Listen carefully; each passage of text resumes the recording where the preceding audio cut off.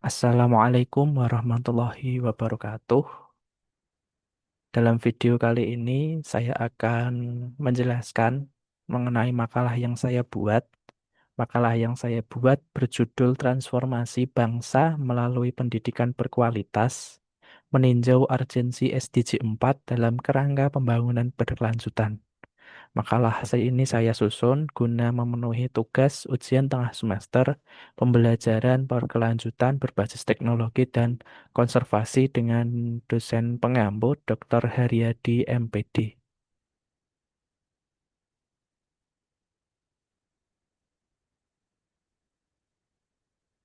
Sebelumnya perkenalkan nama saya Temon Sri Rezeki dengan NIM 25980197871. Saya adalah mahasiswa PPG Calon Guru gelombang pertama Universitas Negeri Semarang. Dalam makalah akan saya bahas mengenai tiga topik utama. Topik yang pertama yaitu apa tujuan utama dari SDGs secara global. Yang kedua, mengapa SDG 4 pendidikan berkualitas itu penting. Dan yang ketiga, bagaimana implementasi dan tantangannya SDG keempat. Nah, apa itu SDGs? Kita mulai dari pengertiannya terlebih dahulu. SDGs merupakan kepanjangan dari Sustainable Development Goals atau SDGs adalah program pembangunan global berkelanjutan yang disepakati negara-negara anggota PBB. Nah, tujuannya untuk meningkatkan kualitas hidup manusia dengan memenuhi kebutuhan saat ini tanpa mengorbankan kebutuhan generasi yang mendatang. SDGs ini merupakan kelanjutan dari MDGs yang mengusung prinsip Leave No One Behind serta menjadi agenda pembangunan hingga tahun 2030. Nah, apa saja tujuan dari SDGs secara global? Tujuan SDGs tertuang dalam 17 tujuan utama yang diantaranya yang pertama, no poverty, yang artinya mengatasi dan mengakhiri kemiskinan.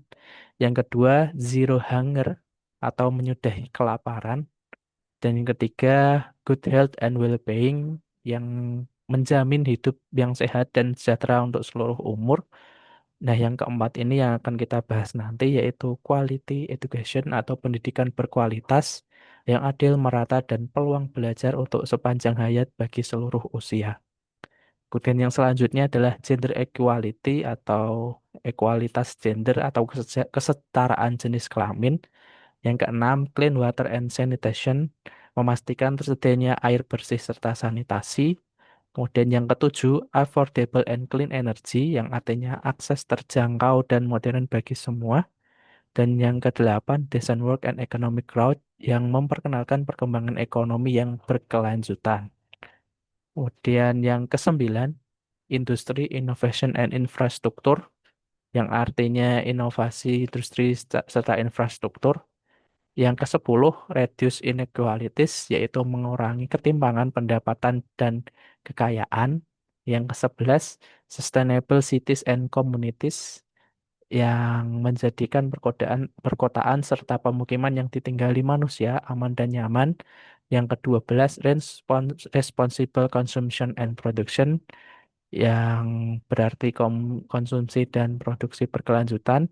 Yang ke-13, climate action, yang berarti mengatasi perubahan iklim serta dampaknya. Yang ke-14, live below water atau melestarikan perairan laut. Yang ke-15, life online, yang artinya memulihkan, memberikan perlindungan pada ekosistem dan mengelola hutan. 16, peace, justice and strong institution, yang berarti menyediakan akses keadilan bagi semua. Dan yang terakhir yang ke-17, partnership for the goals, yang merevitalisasi pada kemitraan global. Nah, selanjutnya apa urgensi SDG 4 atau pendidikan berkualitas dibandingkan dengan SDG tujuan SDGs yang lain? SDG yang keempat yaitu pendidikan berkualitas memiliki tujuan menjamin kualitas pendidikan yang inklusif dan merata serta meningkatkan kesempatan belajar sepanjang hayat bagi semua. Nah, urgensi yang pertama, mengapa SDG 4 itu penting? Karena SDG 4 ini bisa atau sebagai pemutus rantai kemiskinan yang ada di SDG 1. Pendidikan ini memberikan keterampilan teknis dan juga kognitif yang memungkinkan individu untuk mendapatkan pekerjaan layak. Pendidikan memberikan kemampuan untuk meningkatkan keterampilan agar semua orang bisa bekerja sesuai dengan potensi masing-masing yang dimiliki oleh setiap orang. Kemudian yang kedua, kesetaraan gender atau SDG yang kelima. Pendidikan ini memberikan akses pendidikan yang sama bagi perempuan. Em, memberikan akses pendidikan bagi perempuan itu adalah cara paling efektif untuk melawan diskriminasi. Kemudian urgensi yang ketiga yaitu konsumsi yang bertanggung jawab, sebagaimana yang tertuang dalam SDG yang ke-12. Pendidikan ini dapat membentuk pola pikir berkelanjutan agar manusia tidak mengeksploitasi alam secara berlebihan. Kemudian bagaimana implementasinya dalam kehidupan sehari-hari atau yang sudah ada. Untuk implementasinya yaitu belajar dari sekolah rimba, yaitu pendidikan yang membebaskan. Nah, pendidikan dalam sekolah rimba itu pendidikan sebagai proteksi bagi masyarakat adat. Literasi baca tulis adalah senjata untuk melindungi hutan dan hak mereka dari penumpuan pihak luar, dan juga kontekstualisasi. Pendidikan itu harus relevan dengan kehidupan siswa. Mengajar anak rimba dengan kurikulum kota justru akan menciptakan keterasingan budaya. Nah, bagaimana tantangan dalam pelaksanaan SDG 4 yang ada di Indonesia akan saya jelaskan dengan analisa SWOT atau Strengths, Weakness, Opportunities, and Threats atau ancaman. Dimulai dari strengths, kekuatan. Kekuatannya adalah akses hampir merata. Mulai dari angka partisipasi murni mencapai lebih dari 99%, kemudian dari negara sendiri kok memberikan komitmen anggaran yaitu sesuai dengan mandat konstitusi alokasi 20% APBN itu untuk pendidikan, ada juga bantuan KIP dan juga ada jaringan digital sekolah. Kemudian kelemahannya menurut skor PISA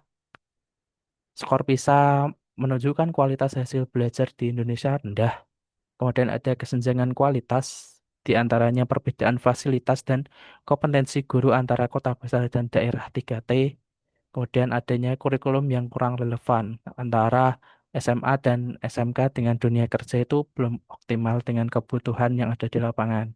Nah, peluangnya bonus demografi karena di Indonesia memiliki generasi muda yang produktif yang sebagai aset bangsa, kemudian ada teknologi pendidikan, mulai dari inovasi platform digital, adanya kesadaran masyarakat meningkat, yang ditandai dengan orang tua semakin memahami pentingnya pendidikan dan adanya kerjasama global, peluang kolaborasi pengetahuan dan pendanaan dengan lembaga internasional. Kemudian ancamannya yaitu adanya learning loss, yaitu sebagai dampak permanen penurunan kualitas belajar pasca pandemi COVID, adanya pernikahan dini, adanya kemiskinan dan disrupsi teknologi yang membuat kurikulum yang terlambat dengan adaptasi dan AI dan otomasi di dunia kerja.